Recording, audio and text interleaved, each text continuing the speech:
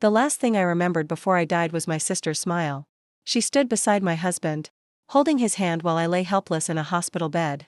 Everything I had worked for was gone. My company was in their hands, my family had abandoned me, and the man I loved had betrayed me. As my vision faded, I realized the greatest mistake of my life wasn't trusting strangers. It was believing the people closest to me would never hurt me. With my final breath, I whispered a single wish.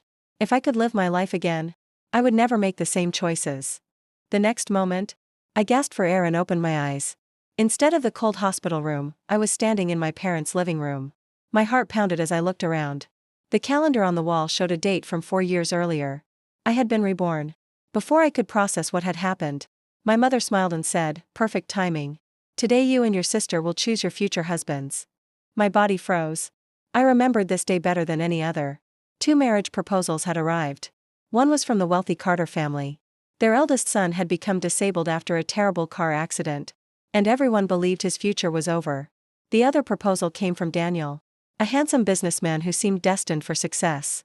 In my previous life, I chose the disabled man because I pitied him, while my younger sister happily married Daniel. I thought kindness would bring happiness, but instead it led to betrayal.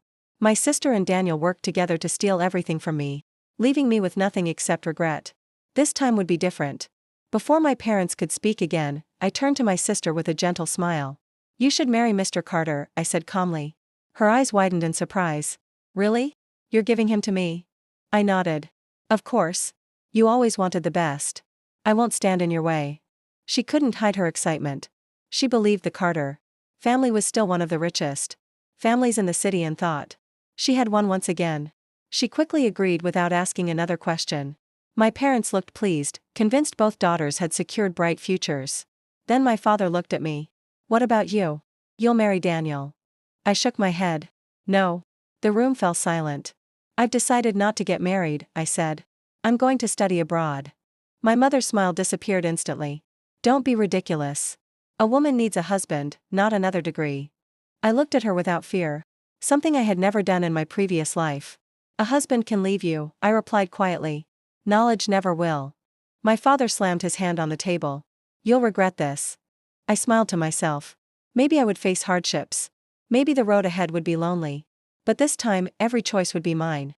As my sister celebrated what she believed was her perfect victory, she never realized that the greatest gift she had given me was the freedom to build a future she could never imagine. Leaving home was harder than I expected. My parents refused to support my decision, insisting I was throwing away the chance to marry into a wealthy family. When I packed my suitcase, my mother didn't even come out of her room to say goodbye.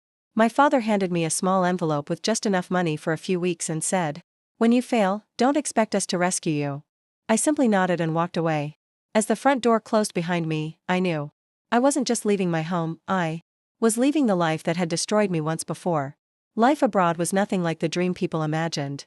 I rented the smallest room I could afford, worked at a coffee shop before sunrise, attended classes during the day, and studied until midnight. Some days I was so exhausted that I fell asleep with my books still open. There were weeks when instant noodles were the only meals I could afford. But every time I wanted to give up, I remembered the hospital room from my previous life. I refused to let history repeat itself. Months turned into years. My grades climbed higher with every semester, and my professors began to notice my determination. One afternoon, while checking my email between classes, I saw a message that made my hands tremble. "Congratulations! You have been admitted to Harvard University as a transfer student." For a long moment, I couldn't breathe. Tears rolled down my cheeks as I read the email over and over again. Every sleepless night, every sacrifice, and every lonely moment had finally been worth it. That evening, I stood outside my apartment and looked up at the stars. For the first time in both my lives, I felt truly free. I wasn't living to make my parents proud. I wasn't competing with my sister. I wasn't trying to earn anyone's love. I was building a future with my own hands. Far away, my sister was enjoying the luxurious life she believed she had won. She had no idea that while she was celebrating her marriage, I was quietly creating a future that no one could ever steal from me. For years passed in the blink of an eye.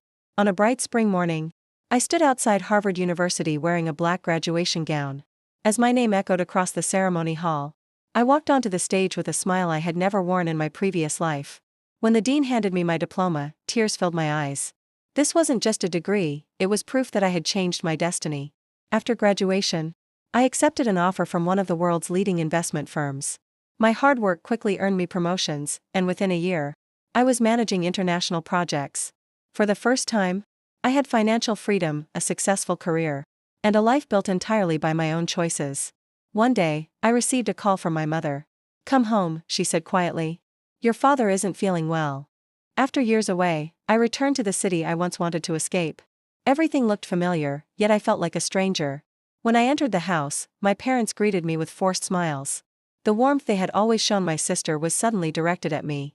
I could tell something had changed. Then the front door opened. My sister walked in. She looked exhausted. The expensive clothes she once loved had been replaced with simple, worn outfits. Dark circles surrounded her eyes, and the confidence she once carried had completely disappeared. She froze the moment she saw me. You really graduated from Harvard?" she whispered. I nodded with a gentle smile. "And now you work overseas?" "Yes." For several seconds, she couldn't say another word. The sister who had always believed she was the winner suddenly realized that our lives had taken completely different paths. As I looked into her eyes, I knew this meeting wasn't the end of our story. It was only the beginning of the truth. That evening, the family gathered around the dinner table, but no one spoke. The silence was heavier than any argument. Finally, my father sighed. "The Carter Group is bankrupt." I looked up in surprise. "What happened?" He rubbed his forehead. "After the old chairman passed away, the company fell into the hands of inexperienced relatives. They made one bad investment after another until the business collapsed. Most of the family's assets were sold to pay off their debts." I turned toward my sister. She kept her head down, quietly stirring the food on her plate. "And your marriage?" I asked gently. For a long moment, she didn't answer. Then she let out a bitter laugh. "It was never the fairy tale I imagined." She explained that after the Carter family's financial collapse, the pressure inside the house became unbearable. Every day brought new debts, new arguments, and new disappointments. The man she had married wasn't cruel, but he had become overwhelmed by stress. The love she expected never came. Instead, they spent years blaming each other for everything that had gone wrong. "I kept thinking that if I had more money, I'd be happy," she whispered. "But no amount of money could fix a broken marriage." Tears rolled down her cheeks. "I spent my whole life trying to beat you." I looked at her quietly. "In the end," she continued, "the only person I defeated was myself." The room fell silent. For the first time since we were children, there was no jealousy between us, no competition, and no pride. Only regret. I didn't feel victorious. I didn't enjoy seeing her suffer. Because at that moment, I realized something important. The greatest revenge isn't watching someone else's life fall apart. It's building a life so full of peace that the past no longer has the power to hurt you. The next morning, I woke up before sunrise and walked to the small park near our old neighborhood. It was the same place where I used to dream about escaping this town. Back then, I believed happiness depended on finding the right person. Now I knew it depended on becoming the right person. As I sat on a bench, I heard footsteps behind me. It was my sister. She held 2 cups of coffee and quietly handed one to me. "For old time's sake," she said. I accepted it with a smile. For a while, we watched the sunrise without saying a word. Finally, she broke the silence. "I've been jealous of you my whole life," she admitted. "Every time someone praised you, I wanted to be better. Every time you succeeded, I felt like I had failed. I thought marrying into a wealthy family would prove that I had won." She looked down at the cup in her hands. "But I was chasing someone else's dream instead of building my own." I looked at her and said softly, "Life isn't a competition. It never was." Tears filled her eyes. "I'm sorry. For everything. In my previous life, I had imagined this moment countless times. I thought hearing those words would erase all the pain. But forgiveness doesn't change the past. It simply frees your future." "I forgive you," I said. "Not because you deserve it, but because I deserve peace." She covered her face and cried quietly. When she finally looked up, I stood and picked up my bag. "Where are you going?" she asked. I smiled. "My flight leaves in 3 hours." "Back to work?" I nodded. "And back to my life." As I walked away, I didn't look back. Some people think being reborn is about taking revenge. They are wrong. Being reborn is about refusing to let yesterday decide tomorrow. I didn't become successful because my sister failed. I became successful because, for the first time, I chose myself over everyone else's expectations. The girl who died full of regret was gone forever. The woman walking toward the airport wasn't chasing a better life anymore. She was already living it. The end.